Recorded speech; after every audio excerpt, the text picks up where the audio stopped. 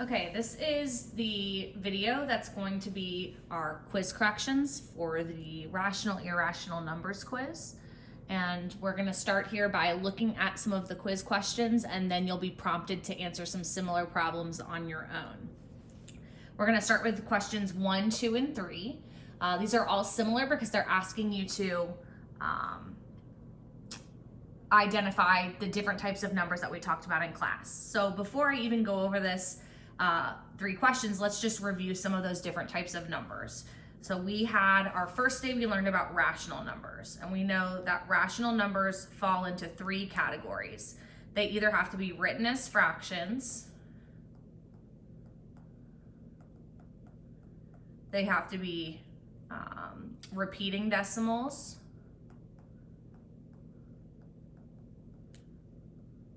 or they have to be terminating decimals. All of that vocabulary is in your math notebook if you need it. Now, within the world of rational numbers, there are some subcategories. So remember, we had that very large bubble that represented rational.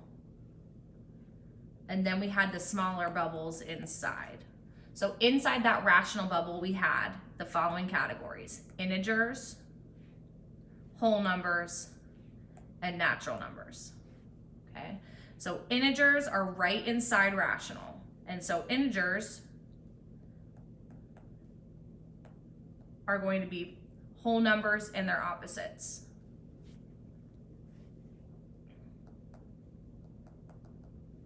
And whole numbers and their opposites means positive and negative numbers that do not have any fraction or decimal.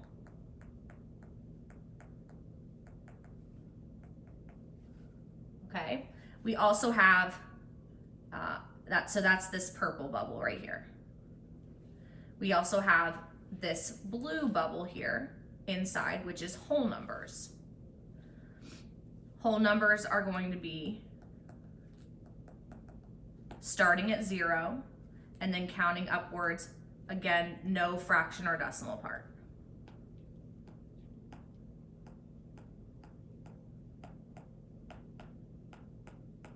Starting at 0. Okay, and then finally our last bubble here, this small green bubble, is the tiniest club, if you will, and those are our natural numbers. Sorry, my pen doesn't want to work. There we go. Our natural numbers. And natural numbers are very similar to whole numbers. The only difference is we do not include 0. So there's no 0. We start at 1 and continue on with the counting numbers. So whole numbers, the only difference between whole numbers and natural numbers is that number 0. Okay, so now let's look at those quiz questions. The first question wants to know which one is a rational number. Well, we know rational numbers can be fractions. I see a fraction here.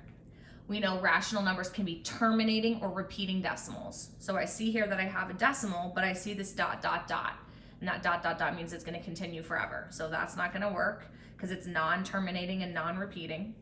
And then I have here my square root of 10 and my square root of 20. So I need to ask myself, is there a number times itself that equals 10? There is not. Is there a number times itself that equals 20? There is not. And since there is not a number times itself that equals either of those are not rational either.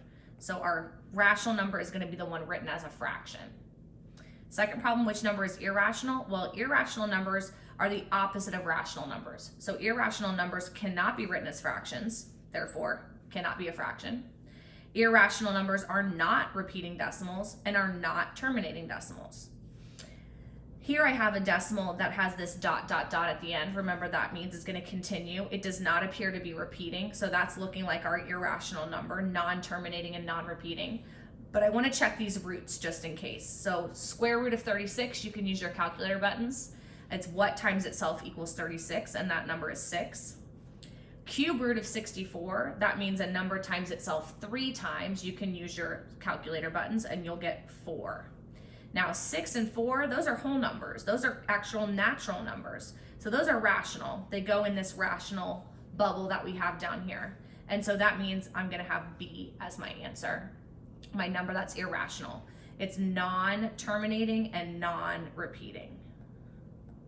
That's what irrational means, non-terminating and non-repeating. Then finally, my last one, which number is an integer? Well, remember, integers are whole numbers and their opposites. So anything from this list, forever upwards or forever downwards, is considered an integer. Integers don't have to be negative. Integers allow for negative whole numbers, but these positive numbers are also considered integers, okay? We can't have any fraction or decimal part, so we're not gonna choose this because that's a fraction. We're not gonna choose this because it's a fraction. It's not equal to a whole number or its opposite. Square root of 2, there's not a number times itself that equals 2. This is actually an irrational number. It's approximately 1.41, but it goes on forever. So we're gonna be choosing 8 here. Now, integer is not the best category for the number 8, but 8 does meet the requirements of being an integer because it is a whole number or its opposite. It's actually a whole number and a natural number, but it fits the requirements of being an integer.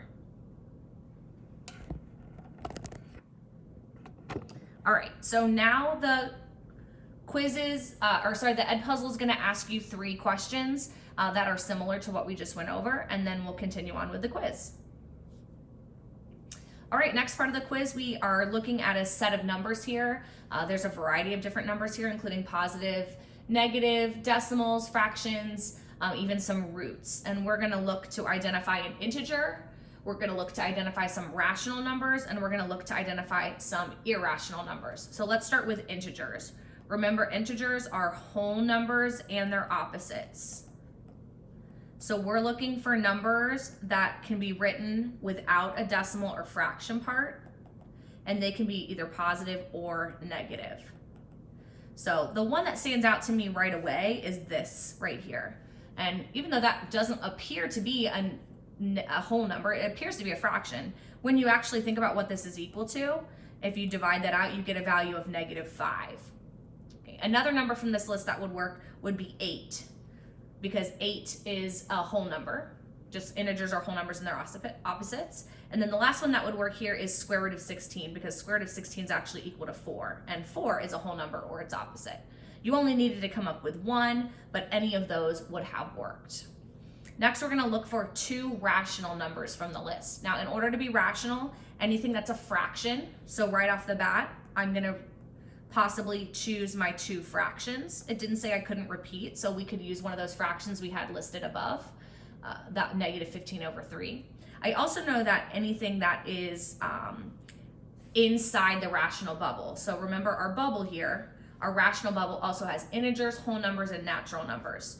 So I can choose the whole numbers of 8 or square root 16 because those are actually natural numbers, and natural numbers are rational. The last one's kind of a trick. It's a little hard to see here, but this decimal, let me change my color. This decimal here is actually repeating, 692, 692, 692.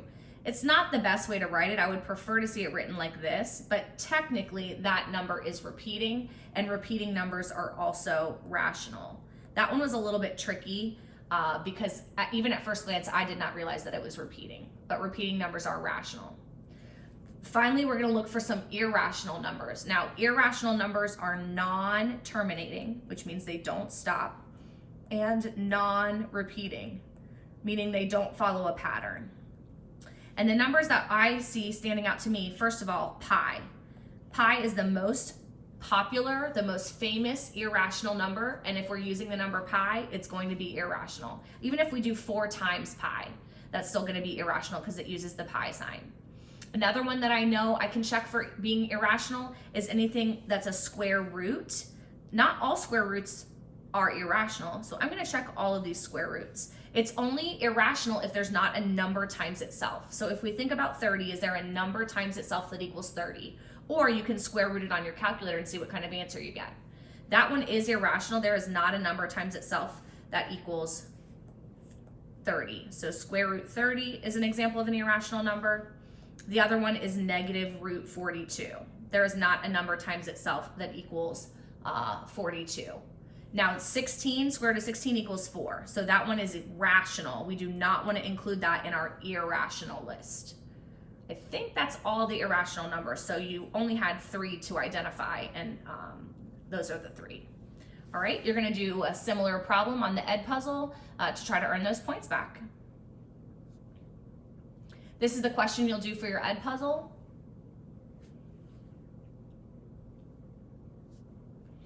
All right, our next section, we are going to choose one number that doesn't belong. I'm just gonna go through this rather quickly because I've already introduced all of these topics in this video. Whole numbers are 0 and up, does not include any fraction or decimal part. And so this number that is a decimal is not a whole number. Integers are whole numbers and their opposites. Again, does not include any fractional or decimal parts. And so 3/4 is not gonna be included there. Rational numbers, if it's a fraction, it's rational. If it's repeating, it's rational. If it's a whole number, it's rational. If it's a terminating decimal, it's rational. The only two we have left to choose from are these roots. Now, in order to determine if a root is rational, we need to think about, is there a number times itself that equals 81, or a number times itself that equals 40? And there is a number times itself that equals 81. That's actually equal to 9. Okay, so the answer, the one you were supposed to cross out, is square root 40. There is not a number times itself that equals 40. If you type it in on your calculator, you will get a decimal that is non-terminating and non-repeating. Last category here, we have our irrational numbers. So I'm gonna go through, I'm actually gonna look for the one that's rational, because I know this list is all irrational except one. So I'm gonna look for which one number that's rational, and that's the one that doesn't belong.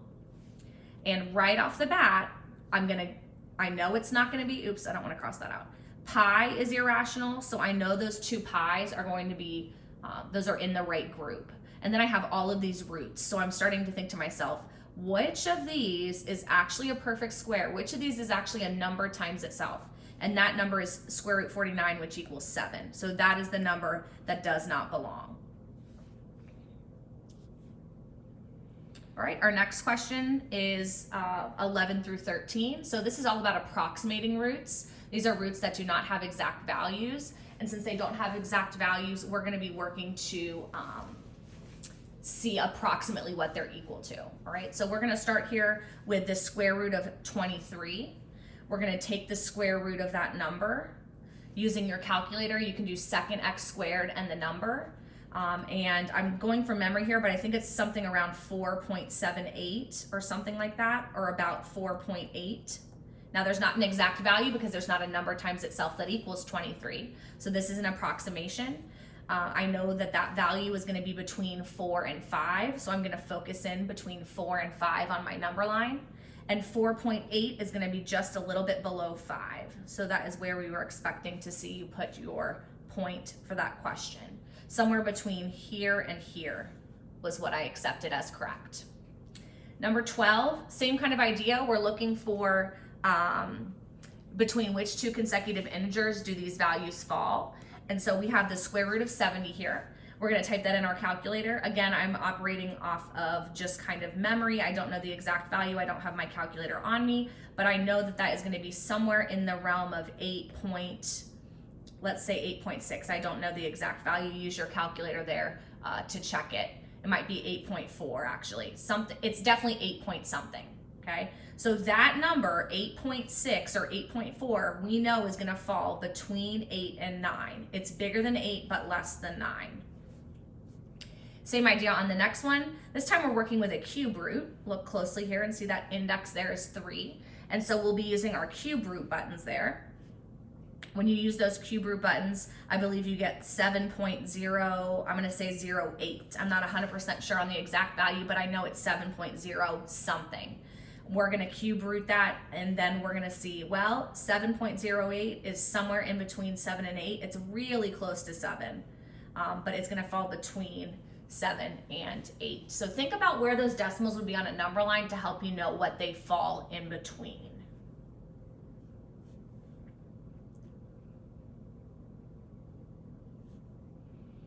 All right, our next section, we're gonna be talking about ordering numbers from least to greatest. I am not going to do all of these, but I will probably do at least the first two just to kind of show my thinking and what your thinking should be to help you put these in order. The first thing I'm gonna do is I'm gonna think about what all of these roots are equal to. So we're gonna kind of simplify each of those. So we've got 4.2, that's already a decimal. We've got the square root of 22, which I believe is 4.8. We've got 9 halves. If you can divide that on a calculator and get 4.5. And then the square root of 16 actually has an exact value of 4. So I'm going to use these numbers to help me place them in order. And looking through these, I see that the smallest number is 4. So square root of 16 is the smallest number in the list. Looking at the remaining numbers, I see 4.2 is the next smallest. And then the 2 I have left, 4.5 is smaller, so that's 9 halves. And then finally, square root of 22 is my largest value because it's equal to the largest decimal. All right, let's go ahead. I'm gonna skip the second one. Let's go down and do this last one here just for some more practice. This first thing I'm gonna do is make sure everything's equal to a decimal. So 4/3 equals 1.3 repeating. The square root of 2, use your square root button, is about 1.41. It's not exactly, we know that's irrational, but that's an estimate for it. Then we've got 1.3, and then the cube root of 8 is the number 2, exactly 2. Now, looking through this list, actually, the first thing I notice is that they're all 1 point a number, and then this last one, I already can tell is the largest because it's the only one equal to 2.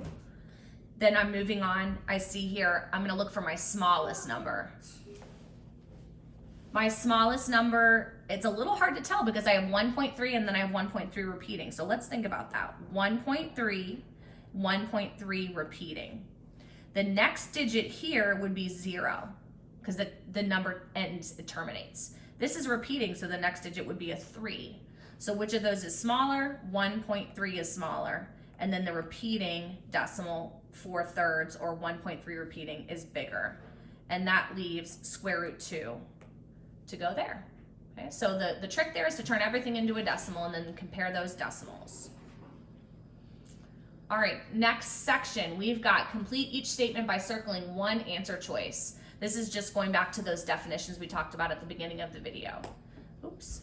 All integers can be classified as, well, into the integer bubble. Think about that bubble. Think about in your notes where that integer bubble is. The integer bubble is inside the rational bubble. All integers are rational because all integers, think about them, negative and positive whole numbers, are terminating, or they could be written as fractions by putting a 1 underneath them. And then a decimal that terminates, this is just from the definition of rational. Rational numbers include decimals that terminate, decimals that repeat, and fractions. Which values for x make the equation true? All right, so this is solving using roots. I'm gonna give myself a little more room here. We have x squared equals 1/64. We spent a day working on solving with roots because roots are the opposite of exponents. This exponent is squared. The opposite is to take the square root. I'm gonna square root both sides. We're gonna take the square root of that fraction. You can use your fraction button on your calculator. It will tell you that that is equal to 1/8. And so that tells me that I'm gonna have an answer of x equals 1/8. But we learned when we solved with roots that square roots have 2 answers. That means -1/8 also works. Really quick, in case you're confused, that's because a number times itself, whether it's positive or negative, is always going to equal a positive. So both -1/8 times -1/8 and +1/8 times +1/8 are going to give us that same fraction. So the correct answer is E. Square roots have 2 solutions. All right, we've got some more solving here. We're gonna be solving each of these by using roots. The inverse of an exponent is to take a root. We're gonna start here with x squared equals 144. The opposite of squaring is square rooting. And so I know that x is equal to the square root of 144. You can use your square root buttons if you want. It will tell you the answer is 12. And that's because 12 times 12 equals 144. But square roots have 2 answers, so -12 is also an answer because negative times a negative also equals a positive. Lots of people did not include the negative value there. It's in your notes. Second problem, we've got x to the 3rd power. The opposite of taking a cube is to take the cube root, so make sure you use that index of 3. That'll give us x equals the cube root of 27. I apologize, there's not really enough room there, so I'm rewriting it there. Use the cube root buttons and you'll get x equals 3. Again, we need to make a decision about the negative case. Can we use -3? And we learned in class when we took these notes that no, we cannot use -3, because if I multiply a negative number 3 times, I'll show the work down here. If I multiply that 3 times, I get another negative. And -27 was not the value we were shooting for there. So we are not going to include -3 in our answer. Next problem, we've got x squared plus 4. In order to solve this, first we're going to use our inverse operation to get rid of that 4 using a -4 to z that out. And I get x squared equals 25. Now that x squared is by itself, I can use my inverse operation. The opposite of squaring is to take the square root. That means x equals the square root of 25. And you can use your calculator, or you might know that in your head, that the square root of 25 is 5. 5 times 5 equals 25. We need to consider whether the negative value will work. Does -5 times -5 also equal 25? And yes, it does. So again, this has 2 solutions. Square roots have 2 solutions. And then finally, we have x to the 3rd power equals -64. The opposite of cubing is to take a cube root. And again, I'm sorry, there's not really a lot of room there, so I will rewrite that. We are cube rooting -64. Use your calculator buttons. You will get x equals -4. Will +4 work? We need to consider that other option. If I multiply a +4 3 times, I will end up with a +64, not the value I was looking for. And so again, cube roots have only 1 solution, while the square roots have 2. Last 2 problems. Which values for x make the equation true? You may or may not know this, but this right here, where this is in parentheses, means it might be 1 answer and it might be more than 1 answer.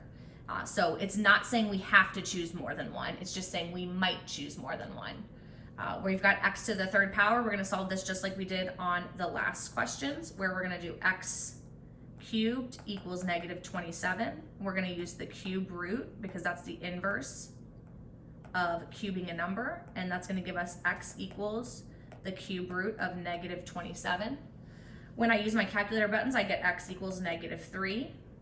Again, ask yourself, will the positive value work? Will multiplying 3 times give me -27? It will not. It will give me +27. And so we are only going to choose -3. Cube roots have 1 answer. Our last question, let me erase this really quick.